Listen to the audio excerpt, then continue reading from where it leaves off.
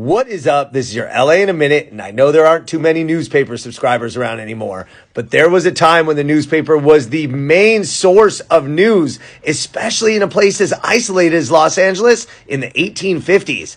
That's why the Los Angele Star, also known as La Estrella de Los Angeles, is so important. It was the first newspaper in all of Los Angeles. Let's get into it. Los Angeles was incorporated on April 4th, 1850. By October 16th of that year, the first proposition to have a newspaper in Los Angeles was made by the city council. The establishment of a newspaper in Los Angeles in the mid-19th century was an experiment. Los Angeles was isolated. There were only 1,600 people in the city, but the sources of public news were sometimes cut off 3 to even 4 weeks out, and something had to be done to inform the citizens of the newly incorporated city. The city council granted a lot to a man named Theodore Foster for the purpose of establishing a printing press on the north end of the jail. The location of that jail/printing house is what is now Los Angeles Street, which was then called Zanja Madre or even Canal Street.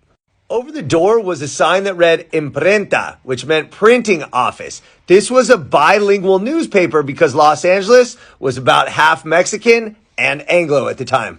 The first newspaper in Los Angeles was printed May 17th, 1851, La Estrella de Los Angeles, or the Los Angele Star, with 2 pages printed in Spanish, 2 pages printed in English. By the time it went to print, Theodore Foster was already out of the picture. So the 2 publishers were John Allen Lewis, who had previously run a newspaper in Barnstable, Massachusetts called the Barnstable Patriot, as well as William H. Rand, who would go on to become one of the founders of Rand McNally, the best-known map publisher in world history. Lewis edited the English portion of the paper, and Manuel Clemente Rojo edited the Spanish section. Now, the circulation didn't exceed 250 copies for some time, but remember, Los Angeles was a tiny city at this point.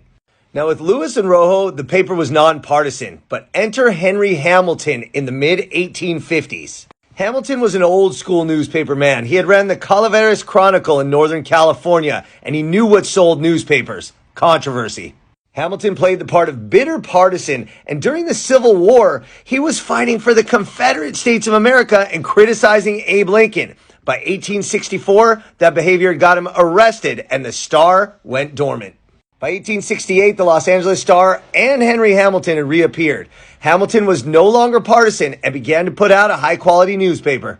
Hamilton stewarded the Los Angeles Star through the growth of Los Angeles, but by 1872, he sold it, and it went through a succession of owners till 1879 when the Los Angeles Star was discontinued. Can't tell the story of Los Angeles without mentioning La Estrella de Los Angeles or the Los Angeles Star. All right, LA, it's been a minute.